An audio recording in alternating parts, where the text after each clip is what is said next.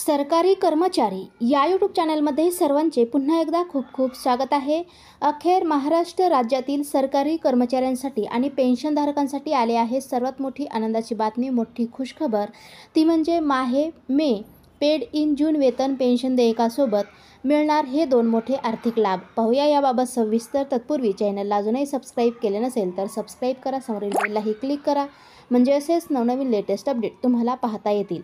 माहे मे paid in जून वेतन देयकासोबत 2% महागाई भत्ता वाढ करण्याबाबत विधी व न्याय विभागामार्फत दिनांक 28 मे 2025 रोजी दिलासादायक निर्णय घेण्यात आलेला आहे।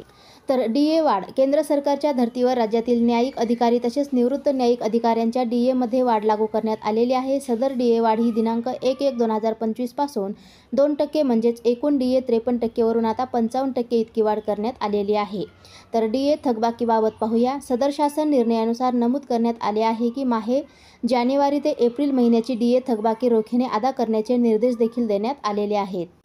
यामुळे आता सदर अधिकाऱ्यांना मे महिन्याच्या वेतन पेन्शन देयकासोबत 2% डीए वाढीसह 4 महिन्यांची डीए थकबाकी रक्कम देखील रोखीने मिळणार आहे।